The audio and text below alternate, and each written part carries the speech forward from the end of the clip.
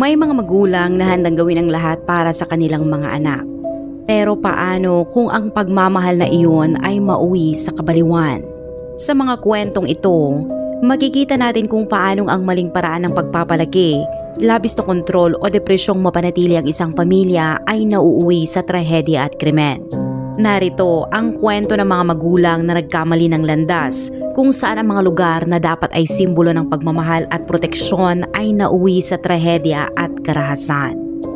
Noong taglamig ng 2019, isang bagong fish hotpot restaurant sa isang maliit na lungsod sa Sichuan province ang nasangkot sa isang hindi inaasahang pangyayari na gumulat sa lahat. Isang mag-asawa na nasa edad 30 ang nagdala ng kanilang 7 taong gulang na anak upang kumain, ngunit ang ugali ng bata, kasama ang kakulangan ng gabay mula sa mga magulang ay nagdulot ng inis sa mga taong naroon.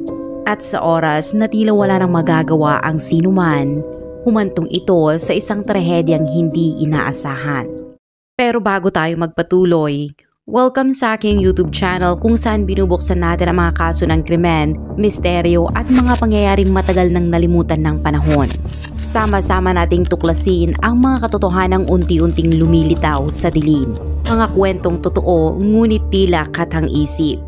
Kung mahilig kayo sa mga content na ganito, huwag kalimutang mag-subscribe at i-turn on ang notification bell para manatiling updated sa mga susunod na uploads.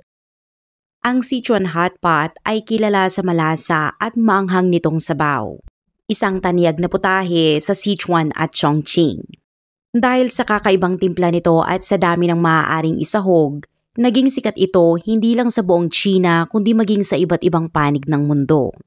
Ang sabaw nito ay karaniwang niluluto gamit ang beef tallow, sili, Sichuan peppercorns at iba pang pampalasa na nagsisilbing base para sa iba't ibang sangkap gaya ng karne, gulay at pagkaing dagat. Higit pa sa pagkain, ang hotpot ay itinuturing ding isang paraan ng pagsasama. Isang okasyon kung saan nagsasalo-salo ang pamilya at mga kaibigan sa paligid ng kumukulong sabaw habang nagluluto, kumakain at nagkwekwentuhan. Noong 2019, isang maliit na hotpot restaurant sa Sichuan ang biglaang sumikat dahil sa kanilang espesyal na putahe, ang sour fish hotpot. At tuwing weekend, madalas pumila ang mga tao para lamang makakain dito. Sa dami ng mga customer, may isang pamilya na hindi kailanman nakalimutan ng may-ari at ng mga staff, ang pamilya ng batang si Jay. Si Jay ay mga 7 taong gulang, isang batang nasa elementarya at madalas silang kumain doon kasama ang kanyang mga magulang mula nang magbukas ang kainan. At noong araw na iyon, muli silang nagbalik upang kumain. Tahimik na pinaalalahanan ng may-ari ang kanyang mga empleyado na iwasang magkaroon ng alitan sa pamilyang ito hanggat maaari upang hindi maabala ang ibang customer at mapanatili ang maayos na takbo ng negosyo. Pagkaupo pa lamang nina Jay at ng kanyang mga magulang, agad niyang kinuha ang menu, itinuro ang iba't ibang putahe at tinanong ang waitress kung naitala nito ang mga iyon. Nang tumango ang waitress bilang tugon, ngumisi si Jay at sinabi na hindi na pala niya gusto. Unti-unting nawala ang ngiti ng waitress ngunit ang mga magulang ni Jay ay natawa lamang at hindi siya pinigilan. Pagkatapos umorder, nagsimula namang mainip ang mga magulang ni Jay at paulit-ulit na humihingi ng pagkain kada minuto. Samantala, hindi mapakali si Jay. Lumapit siya sa self-service condiment station at gamit ang serving spoon, sinimulan niyang tikman ang sesame paste. Pagkatapos, kumuha siya ng prutas gamit ang kanyang mga kamay. Nang hindi niya magustuhan ang pakwan, dinuraan niya ito at nagsimulang magtapon ng tinadtad na sibuyat at coriander sa ere kaya naging magulo ang dating malinis na lugar. Isang dalagang gumagawa ng sarili niyang sausawan ang nakasaksi sa lahat at sinigawan si Jay na tumigil. Sa halip na makinig, binato pa siya ni Jay ng pagkain, gumawa ng nakakatawang mukha at tumakbo palayo. Agad namang lumapit ang isang waitress upang pakalmahin ang babae at linisin ang kalat. Ginawa ni Jay na parang laruan ang buong kainan. Tumatakbo sa paligid, kumukuha ng mga pagkain sa mesa ng ibang customer at kapag sinaway, gagawa lamang siya ng mukha at tatakbo. Minsan pa, inagaw niya ang laruan ng isang batang babae kaya napilitan ang mga magulang ng bata na habulin siya. Nang sa wakas ay dumating ang pagkain, pinaupo siya ng kanyang ina at pinakain. Ngunit makalipas lamang ang ilang minuto ay muli siyang tumakbo, nakabangga ng ilang customer at muntik pang matisod ang isang waiter na may dalang kumukulong hotpot. Sa puntong iyon, nilapitan na ng isang inis na customer ang mga magulang ni Jay at mahinahong sinabi na dapat nilang awatin ang kanilang anak sa pagtakbo at panggugulo. Sa halip na humingi ng paumanhin, tumaas ang kilay ng ina ni Jay at sinabing, "Bata lang siya. Bakit mo naman masyadong dinadamdam? Hindi mo ba kayang pagbigyan ang bata?" Sumingit ang isang batang waiter at magalang na hiniling sa mga magulang na pigilan si Jay upang hindi maabala ang ibang bisita. Ngunit agad na nagalit ang mag-asawa. Tumayo sila at nagsimulang sigawan ang waiter. Halos suntukin na ng ama ni Jay ang kawawang empleyado kaya mabilis na nakialam ang may-ari ng kainan upang pakalmahin ang sitwasyon at inalok ang nagrereklamong customer ng libreng potahe. Nang magpatuloy pa rin sa pagrereklamo ang ina ni Jay, tinangka ng may-ari na ayusin ang gulo sa pamamagitan ng pagbibigay ng discount sa kanilang bayarin. Bagaman malinaw sa lahat ng naroroon ang asal ni Jay, pinili ng karamihan maging ang mga staff na manahimik na lamang at umiwas sa gulo. Sa wakas, naupo rin si Jay at kumain ng tahimik habang abala ang kanyang mga magulang sa kanilang mga cellphone at sa pakikipag-usap sa isa't isa. Sa katabing mesa, may dalawang lalaking nasa edad 40 o 50 na tila mabigat ang loob at tahimik na kumakain habang umiinom. Nang mabusog si Jay, nagsimula na naman siyang manggulo at ngayon nagtapon siya ng gusot na tissue papunta sa ibang mesa. Napansin ng ilang tao ang ginagawa ni Jay at tinitigan lamang siya ng masama ngunit wala ni isa ang nagsalita. Tulad ng isang malalaro ng basketball, tinapon ni Jay ang isang pinilas na piraso ng tissue papunta sa kabilang mesa at diretsong tumama iyon sa mainit na sabaw ng dalawang lalaki. Agad tumayo ang isa sa kanila. Malaki at matipuno at galit na nilapitan ang mga magulang ni Jay. Nang makita iyon, natakot si Jay at nagsimulang sumigaw at umiyak ngunit walang luha ang lumabas. Inandilatan lamang siya ng ama at binaliwala. Namula sa galit ang mukha ng lalaki at muntik na siyang mawala ng kontrol pero agad siyang pinigilan ng kanyang kasamang lalaki. Bago bumalik sa upuan, mariin niyang binalaan ang mag-asawa. Dumating ang waiter at pinalitan ang kanilang hotpot at muling sinindihan ang apoy. Habang hinihintay na muling kumulo ang sabaw, sabay na tumayo ang dalawang lalaki at nagpunta sa banyo. Nang makita silang umalis, tila lumakas ang loob ng ina ni Jay at napamura ng mahina.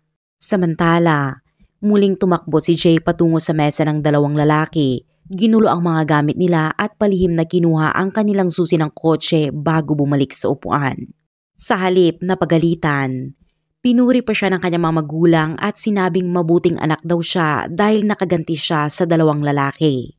Ngunit ilang sandali lang, isang trahedya ang magaganap. Pagbalik ng dalawang lalaki mula sa banyo, nadatnan nilang magulo ang kanilang mesa. Nakita nila si Jay na parang walang pakialam at ang kanyang mga magulang ay kumakain pa rin na para bang walang nangyari.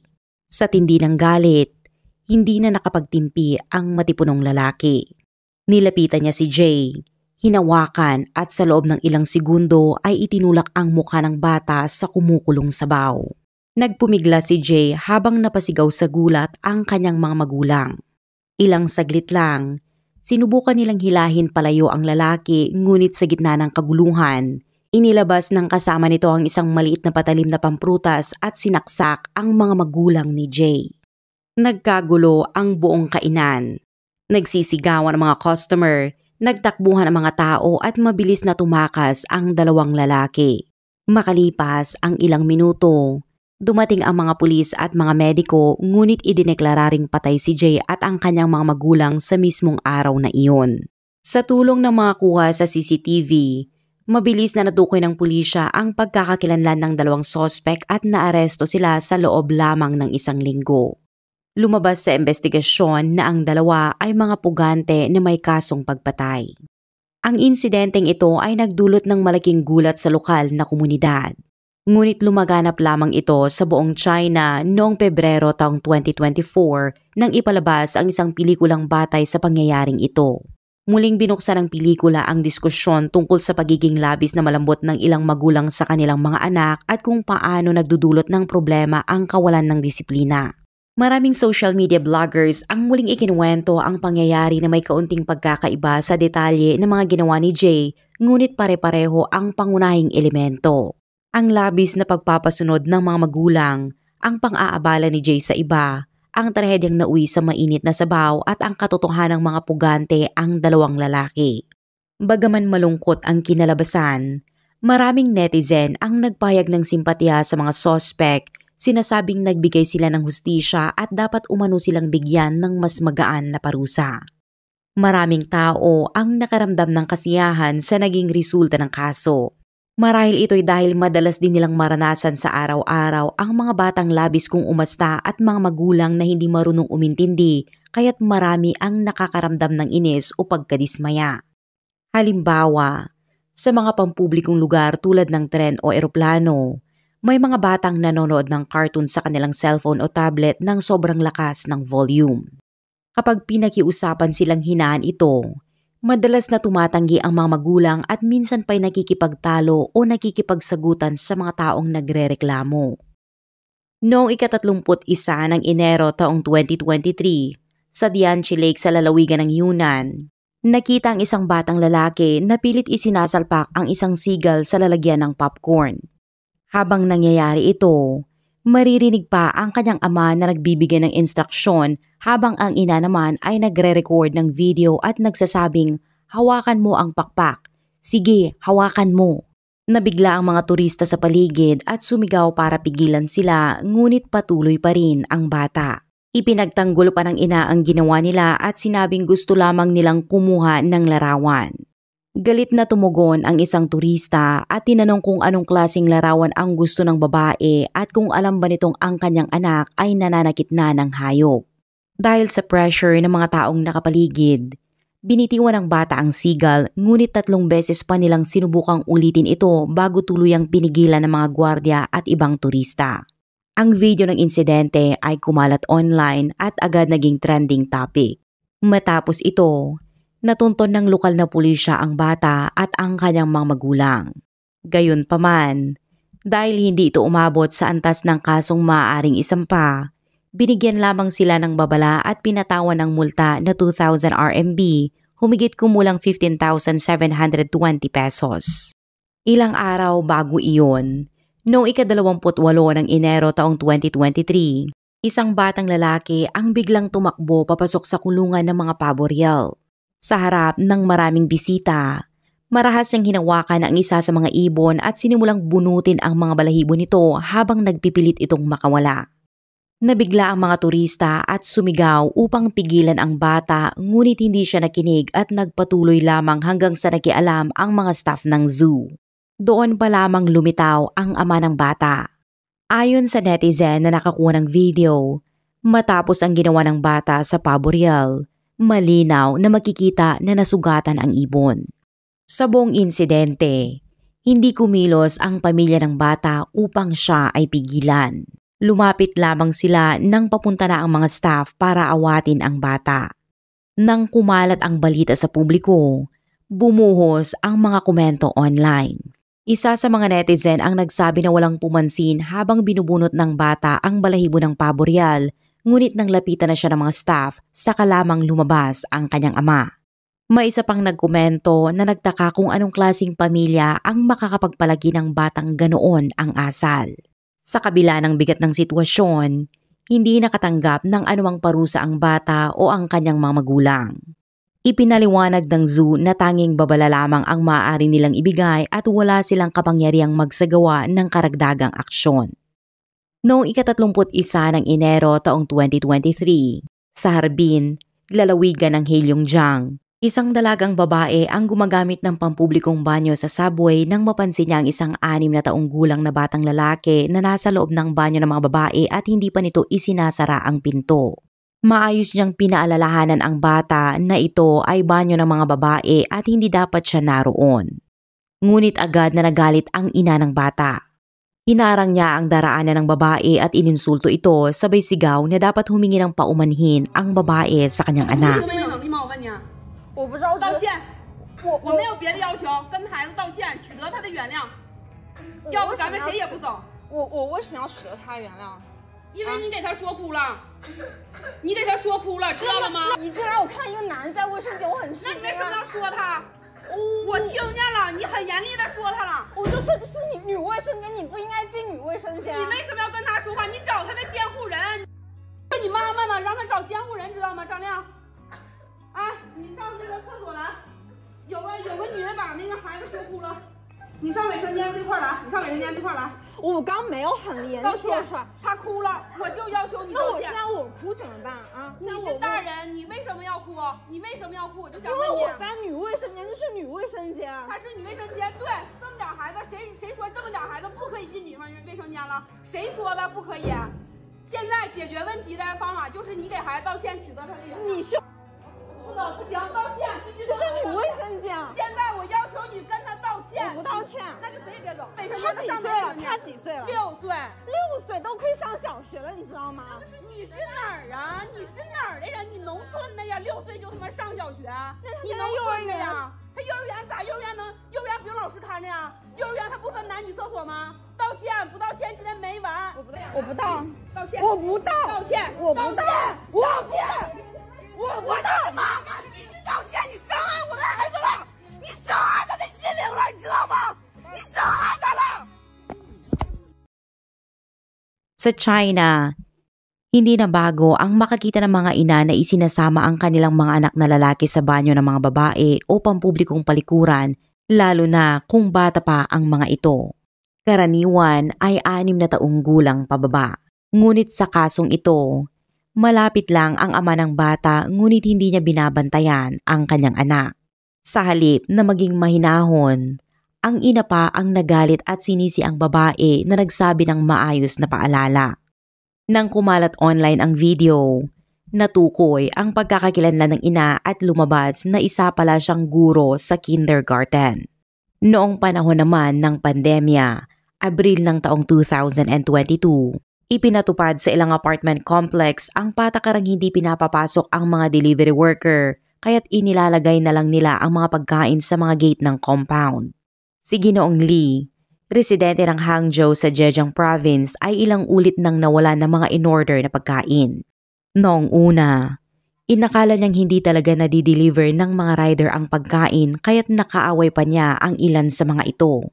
Ngunit matapos mangyari ng paulit-ulit, pinasilip niya sa opisina ng property management ang CCTV footage at nadiskubre niyang isang batang lalaki mula sa kapitbahayan ang kumukuha ng mga pagkain. Nang harapin niya ang pamilya ng bata, sinagot siya ng lolo na kung dumating na pala ang pagkain nito, dapat ay kinuha na agad at hindi na nila problema iyon. 5 taong gulang pa lamang ang bata ngunit malinaw na marunong nang mangkuha at sa halip na itama, ipinagtanggol pa siya ng kanyang pamilya. Dahil sa sobrang inis, inisip ni Ginoong Lee na turuan ng leksyon ang mga ito. Umorder siya ng 3 egg tarts sa delivery app at nag-iwan ng mensaheng para sa mahilig magnakaw. Sumunod naman ang restaurant at inilagay ang pagkain sa gate tulad ng dati. Pagdating ng order, naghintay muna si Ginoong Lee bago ito kunin at gaya ng inaasahan, nawala ulit ang pagkain. Ngunit sa pagkakataong ito, kinain ng bata ang mga sobrang maanghang na egg tart dahilan upang siya ay maospital.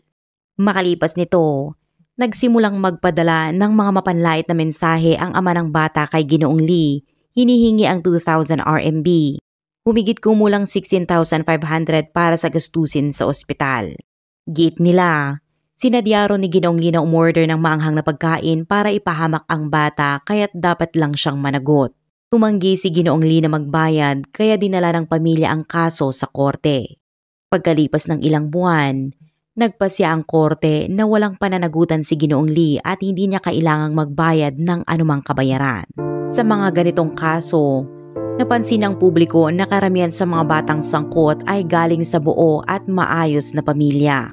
Madalas, sila rin ay nag-iisang anak na lumaking laging nasusunod at bihirang napagsasabihan. Nakakatanggap ng labis na pagmamahal ang mga batang ito mula sa kanilang mga magulang at madalas pa nga ay mula rin sa kanilang mga lolo't lola.